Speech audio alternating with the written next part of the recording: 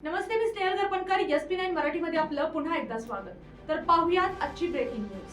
समाजातील बालविवाह ही एक गंभीर समस्या असून तिच्या पूर्ण निर्मूलनासाठी जिल्हा प्रशासनाने बालविवाह मुक्त जिल्हा बनवण्यासाठी विविध जनजागृती मोहिमेतून अभियानाला गती दिली आहे. या अंतर्गत बालविवाह मुक्ती रथ, डॉक्टर बाबासाहेब आंबेडकर शेती विकास व संशोधन संस्था, जस्ट राईट फॉर चिल्ड्रन्स, जिल्हा महिला व बाल विकास विभाग आणि जिल्हा प्रशासन यांच्या संयुक्त विद्यमाने राबवण्यात येत आहे. जिल्हाधिकारी कार्यालयाच्या आवारात जिल्हाधिकारी अमोल येडगे यांच्या हस्ते हिरवा झेंडा दाखवून या रथाचा शुभारंभ करण्यात आला. तर पाहुयात आजची सविस्तर बातमी. कोल्हापूर जिल्ह्यातील कागल, हातकणंगले आणि शिरोळ या 3 तालुक्यातील 50 गावांमध्ये हा रथ फिरवणार आहे.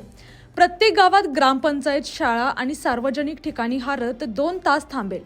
याद्वारे बालविवाह प्रतिबंधक कायद्याचा प्रचार व प्रसार केला जाईल.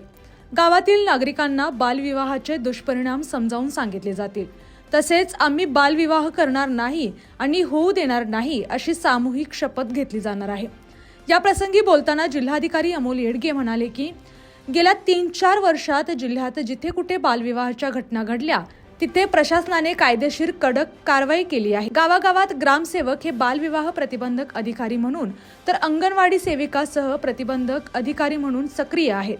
या यंत्रणेला अधिक सक्षम करण्यासाठी विशेष प्रशिक्षणही दिले जात आहे. जिल्हाधिकाऱ्यांनी सर्व नागरिकांना आवाहन केले आहे की आपल्या कुटुंबात, शेजारी किंवा गावात कुठेही बालविवाह होत असल्यास तात्काळ 1098 या टोल फ्री क्रमांकावर तक्रार नोंदवावी. तक्रारदाराचे नाव गुप्त ठेवले जाईल असेही ते म्हणाले.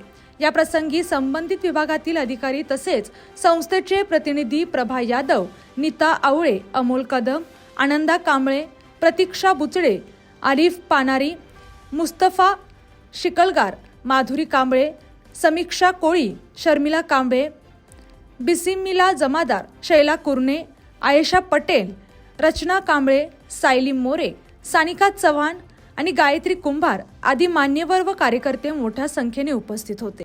या आणि अशाच बातम्यांसाठी पाहत रहा SP9 Marathi. Your time, your news. धन्यवाद.